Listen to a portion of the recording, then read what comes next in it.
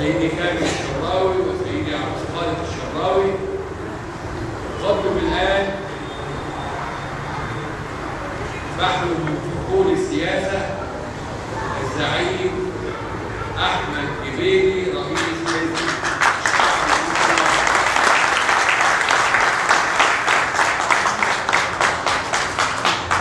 بسم الله الرحمن الرحيم، والصلاة والسلام على أشرف المرسلين سيدنا محمد وعلى آله وصحبه وسلم أجمعين. تحية خالصة من القلب لسيدي الشيخ عبد الخالق الشراوي الذي أخرج الصوفية من عباءة الدين إلى عباءة السياسة وتحرك بها حثيثا إلى الأمام لإيجاد مكانه الصوفيين تحت شمس السياسة في مصر.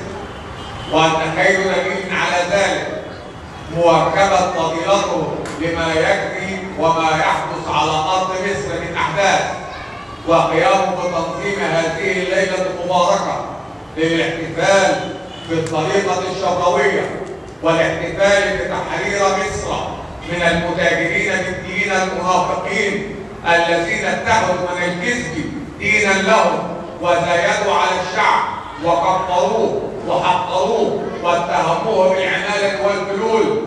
كلا البتة إن خير أجناد الأرض كان لهم في المرصاد، وقد قال المولى سبحانه وتعالى فيهم إن ينصركم الله فلا غالب لكم، وكذلك إنهم فتية آمنوا بربهم وزدناهم هدى.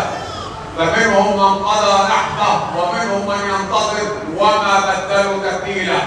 إن خير أجناد الأرض قد جاء على أيديهم الحل لخلاص مصر من تجار الدين، من المتأخرين، من أصحاب الولاية العثمانية العالمية الذين جعلوا من الإرهاب والتطرف مناخا ساكنا في مصر، واعتروا على الأضرحة ودمروا الأضرحة واعتروا على المواطنين الأبرياء.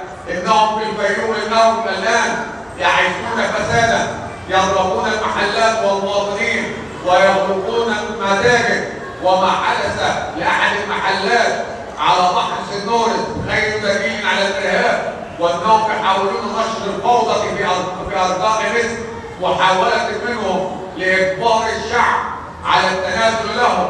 وقد قالها هذا الرئيس المحكوم في خطابه أمس: أما أنا أو الفوضى إنه مريض نفسي، وقد جاء علاجه على يد القوات المسلحة، على يد أبناء مصر خير أجناد الأرض الذين حرروا مصر منهم ليعلموا خطوات خريطة للطريق للمضي بمصر للأمام بعيدا عن هؤلاء المتطرفين المتاجرين بالدين. تحية خالصة من القلب لسيدي الشيخ عبد الخالق الشراوي وللطريقة الشراوية الحلواتية.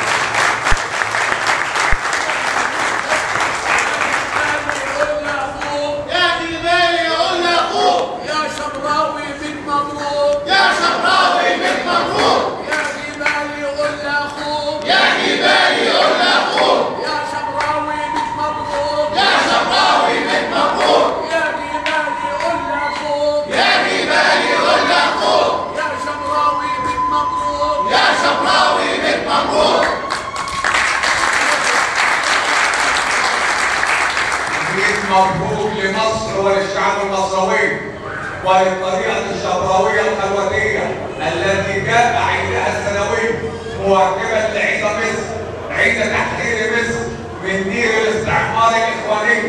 إنهم هرسوس مصر، إنهم عتاة مصر الذين عاشوا في الأرض فسادا وأخوانوا البلاد وسلبوا العباد حقوقهم السياسية والمدنية ليحولوا مصر إلى عزبة من عزب الإخوان وليتركوا حدود مصر.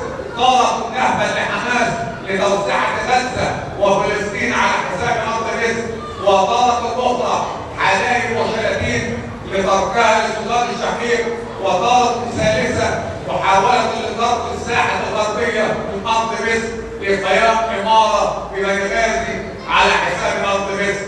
تحية لخير أجناد الأرض الذين وقونا شر التدخل الأجنبي ووقونا شر الأخوانة الذين سعوا للاستعانة بالقوى الإمبريالية الأمريكية وبالاتحاد الاوروبي ليظلوا جاثمين على الارض منهم ومسكين.